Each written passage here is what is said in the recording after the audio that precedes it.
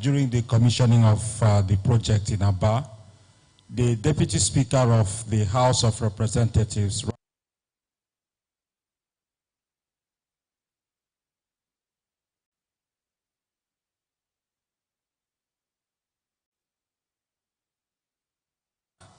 which has enabled you to undertake some projects. Few days after that, he also criticized your performance so far, and then he threatened that APC would take over Abia in 2027. It is of good knowledge that both of you have a cordial relationship. So, sir, do you feel disappointed with his outburst? And I think I'm already threatened. You feel threatened, sir, by these persistent and repeated threats by Deputy Speaker and his party to dislodge you in 2027? Thank you, sir. Thank you very much. The third question. Okay, we'll take Stanley. Good evening, Your Excellency. Your Excellency, Market Road by East Aba exists a school, a very important school. It's a school it's called Special Education Resource Center. That school is extremely dilapidated. The kids can't study under that condition. I don't know if that has been brought to your knowledge. Again, there's a library in that particular compound as well, which was read when we were quite young. That library has remained ancient. Nothing has been done, please. The people are saying there's a need for you to bring your touch over there and change the narrative so that those kids can study under a very conducive environment. Thank you. Thank you very much. We'll now move to the television. Yes. All right, no, before we get to... Oh, sorry, Your Excellency. Your Excellency, you may now take the floor to address those concerns.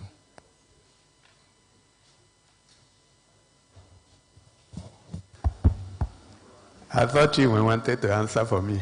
No, I can't. All right, thank you so much. Felix, you have a question about Obani Market. I wanted to be sure that I got it right. And yes, you are very correct. I actually did visit that place during the campaign. And I will find out why we have not started work on it, because I had given instructions. We need to fix that place, not just because of those that are there, but because we want to decongest the Umuahia metropolitan area. And that is the natural place. In fact, while giving that instruction, I had also talked about water, because I know they have water challenges there. So, Chief of Staff, please take note. Let's find out what is happening. I can't say what is happening for now, but I know I've given the instruction. But thank you for bringing it to my attention. Let me take on Stanley's question before coming back to Samson's. Special Education Resource Center and library. I think somebody had mentioned that, but I'm not too sure what we've done. But we will take note of that. Schools that will receive our touch very shortly, very shortly. If it, truth be told, truth be told, over 90% attention, and we cannot take all of them. So what we did was retire some that are in very terrible states. So we Benjamin Carlo. So we Benjamin Carlo. Benjamin Carlo. Not just, and our relationship didn't start with politics. But second time that absolutely no. That Aba people should. And it was just not in Aba, but also in Umuahia, described as hubris. And closely related to that challenge is also what I will, for want of a better word, describe as, I may not know, but the patient then, the deputy speaker can be number 6, but except if as a deputy speaker, you want to speak about, I was taken up here, and I said I had no response. The only response I gave was that I don't have the anointing to speak about what will happen in 2020, that I do not have that anointing. So I have a mandate, and that mandate runs till 2027. So, but if somebody can stand up and say, this is what will happen in 2027, who am I to question him? To who he wills. Those, I can assure you, I know. And like I told them the other day in a church service, I also know about what is written in Lamentations. We say that we should not speak when the Lord has not spoken. I'm saying this because we are sad if somebody comes out and says that the state government receives 38 to 40 billion. Whatever you say should be taken very, very seriously if you are numbers. Okay, so those who know better have shown that we receive just about half of that. And seed funds. When you were the one that sat to give the approval a few weeks ago, you should know how some of these things happen. So for me, people should focus on the jobs that they have been given. I hear he wants to run for governorship in 2027. It is his fundamental human right. Nobody should stop him. But he says it is the time that campaigns start. If you start campaigning before then, you put yourself in harm's way. You can even be disqualified before the election. So when you gather people and you are telling them we are going to take over the state in 2027, you are campaigning. Once INEC blows the whistle, you should go and pick up a form, your governor. Okay? So it's also important that the APC is talking about, which has leadership, should know that they are being demarketed in Abia State. But I'll call on our people to still hold their peace and be calm. We have managed in the last 2 years plus to keep this place peaceful.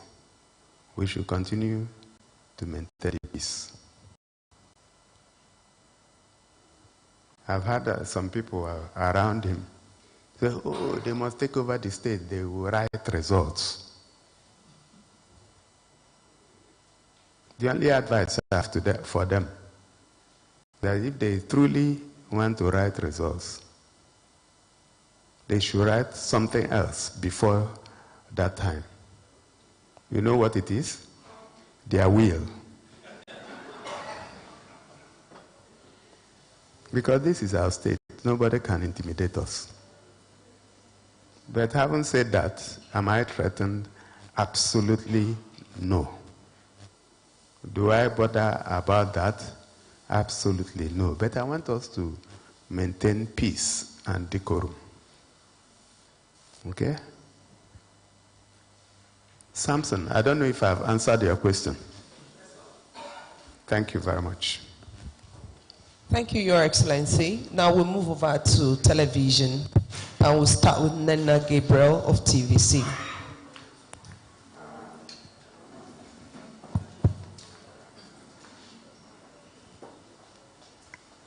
Good evening, Your Excellency.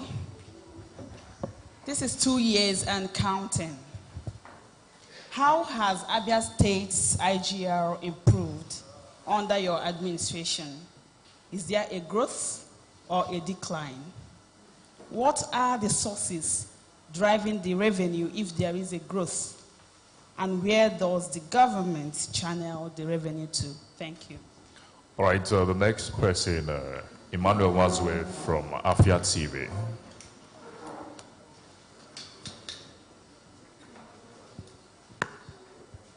Good evening, Your Excellency. My name is Emmanuel Wazwe. I report for Afia TV. Your Excellency, I was very glad when you mentioned the issue of water, the plans of Abia State apply. But there is something urgent. I just returned from Amozara in Umenyeralai, in the local government area. That particular village or community is in their need of water. The only borehole they have is not functional. So they abandoned it for the stream.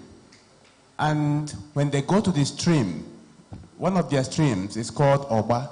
No water. So when I visited there, I saw the village women, because I went there on Afo market day. So the children had gone to school. The women were the ones going there to fetch water. Some of them went there as early as 6 a.m. We got to the stream at 10:30 a.m. They were still there. People who left their homes at 6 a.m. were still there. We made them fighting each other with empty plastic buckets. None. So we were directed to an alternative stream, that one called Wom. There was no access. Right, Emmanuel. Now please ask your question. Just go straight. Are you from there? No, I'm not from there. What did you go to do there? I'm a journalist. I am doing a community report. So that's what I do. I go from community to community, highlighting their plights. So in this case, I am asking that government should do something urgent for these people. Meanwhile, while you're doing that, sir. One question. Coded ally. Amozara. Oh, okay. Okay, Kingsley. Good evening, Your Excellency.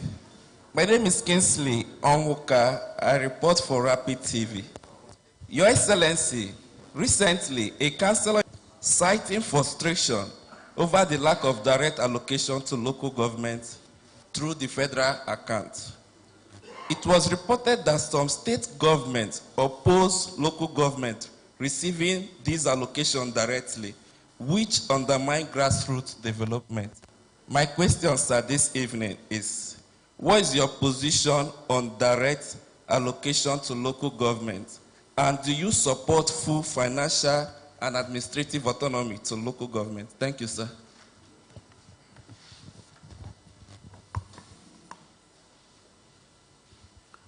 All right, I guess I can speak now. Okay. All right, so Nena Gabriel, I'm sure you know the answer to the question you asked, which is that the IGR has improved. Something that is called money illusion in economics. Money illusion is when you focus on the nominal value or absolute value of money rather than the relative value or the real value. So if our IGR was 100 naira in 2022, and it has climbed to 300 naira in 2025. when you are looking at absolute value, you think that the IGR has increased 3 times. But then, when you relate the value of money in 2022 with the value of money in 2025, you need to first of all look at the exchange rate. In 2022, it would have been like 400 naira to the dollar. Today it's 1,500 naira to the dollar. So, and then if you look at inflation rate, take an average inflation rate of 20%. So you will find that what that 300 naira can buy for you in 2025 will be less than what your 100 naira could have bought in 2022. So when you look at absolute numbers, we have probably doubled our IGR. But then when you bring in the law of relativity, you will find that we've not grown. But then I'm not worried about that, given the popular definition of taxes, which a lot of people have come to agree with me, meaning that taxes are government's share of the prosperity it has created amongst its populace. So if you notice, the first 6 months of this administration, we gave tax holidays because we couldn't rationalize our people living in slums, swimming to get to their shops and their offices on very bad roads and craters, and at the same time putting pressure on them to pay those taxes. So it is just recently that we have convinced ourselves that we have now created some prosperity, and on the basis of that, we believe that we are deserving of the taxes. So you will see that we are not too aggressive with raising taxes, even though we believe that people should pay taxes. We have also seen where people have come to contribute money to this government just to support what it is doing. Money that we never expected that they had. So, I guess I've answered your question. In absolute terms, we have increased the revenue. Relative terms, maybe no. Why is it not happening? Because we have not been too aggressive, and we believe that people would want to pay when they see that the government is working. And today, I believe that you will agree, even as a journalist, that this government is working. Now to Emmanuel Mwazwe, I've taken note of your Amozara ally. I must tell you that before now, most of the communities actually didn't have, even the townships. So we are taking them gradually. And I know that we have a big water project for the whole of Alai. And it may be early days, but it will get to Amozara and other parts of Alai and other parts. The whole idea really is that, like it used to happen in those days, people will open their taps in their kitchens and public water will run. That is where we want to take our state back to. Kingsley Onwuka, you talked about Osisioma councillor that resigned. But I know your question is about direct allocation to local governments. Unfortunately, you are asking the wrong person. Because no matter what my opinion is, I'm not in a position to determine whether allocation should go to local government directly or not. But one thing I can tell you is that